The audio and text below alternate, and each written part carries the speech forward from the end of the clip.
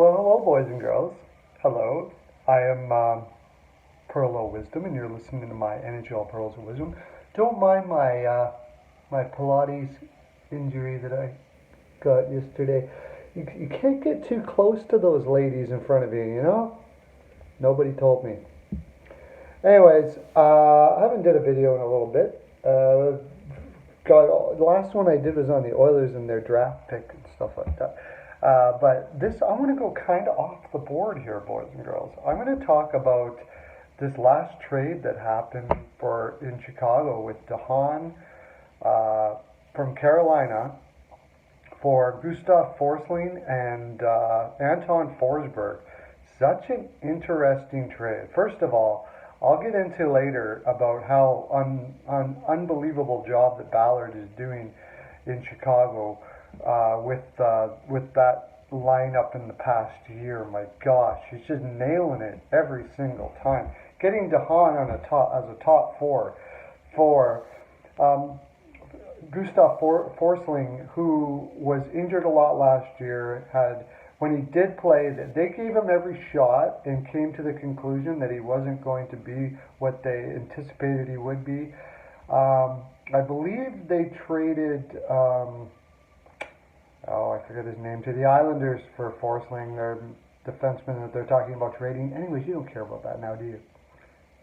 It just bugs me that I forget stuff like that. Anyways, so they sent Forsling and Anton Forsberg. Now, I know this is going to sound odd, but the big thing here is the Anton Forsberg acquisition. Been to Columbus, couldn't make it there. Went to Chicago, didn't do well. And now Carolina gives a top four defenseman for Gustav Forsling, who is kind of a reclamation, kind of a project defenseman that didn't work in Chicago, who are a very good judge of talent. And Anton Forsberg, who's gone to two organizations and hasn't been successful. This looks really bad. Looks like a salary dump.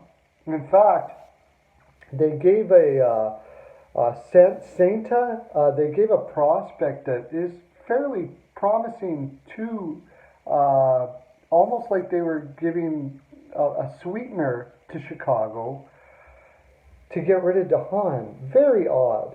I would find that there would have been a pretty good market for Haan out there. So, that being said, they have a reason. Carolina has a reason why they took Forsling and Forsberg. I can't see how there wouldn't have been other options out there for a top four like Haan. I just can't see it.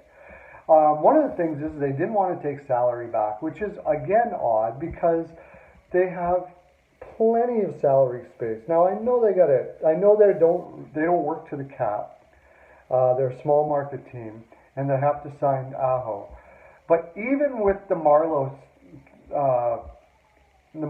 pickup, which they likely going to have to buy out and not even get much cap relief, but they get a first round pick out of it, which is fantastic. So, taking all of this into account, what is Carolina doing? It appears to me that they are still looking at themselves as a rebuild team. Still a building team, even though they made the playoffs last year. They're trying to build a big prospect pool and keep their salary low as they build their fan base, which they've been doing a lot, by the way. By the way, Carolina fans, I love your team. I love what they're doing there. All these snobby ass guys like Don Cherry telling you, oh, they're jerks to be having celebrations. What the fuck? Seriously. Having celebration at a game is bad. Okay. That's just ridiculous. Celebration at a game is what we need. I think the owner has a really good idea of how to build fan base. Good for you.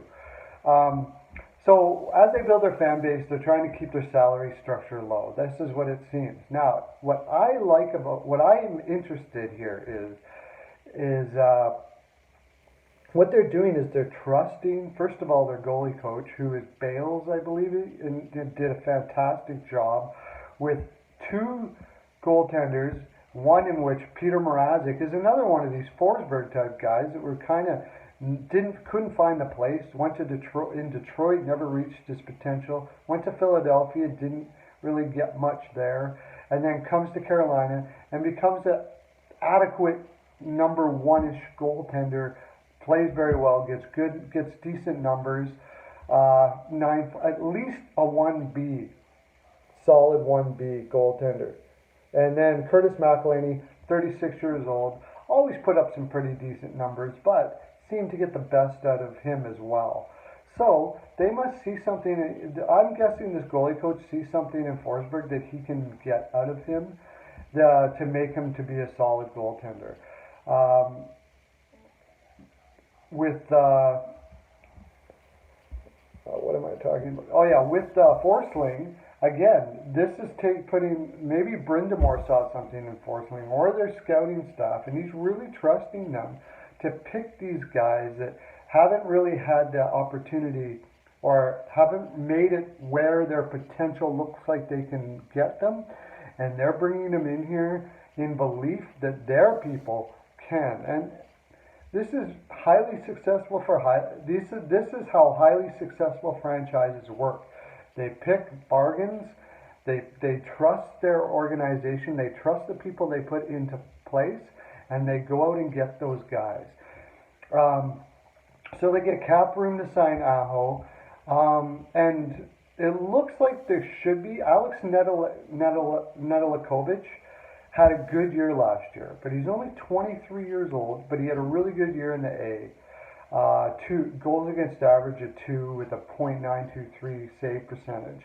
In limited time, he played a limited amount of games, but they might give him a shot. But I'm thinking they made some cap space to go get a fellow that seems to be what this organization is all about, and that is giving chances and taking projects and looking for guys that are going to thrive and be loyal to their organization.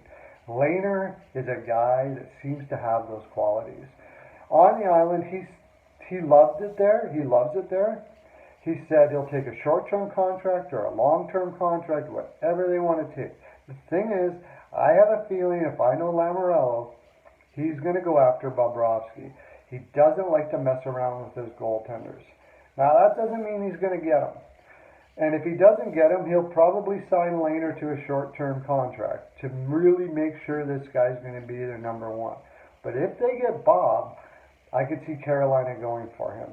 And then maybe they might have somebody like Elliott in mind or Neuwirth or somebody who never really got the best out of their abilities to bring him in here to give him a shot again. Because that's what Carolina seems to be about.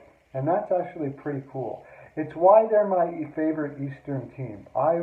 Carolina in the East is my favorite team. It's who I root for. My West is the Edmonton Oilers, but Carolina in the East. Anyways, boys and girls, that's my full 42%. That's all I have to give.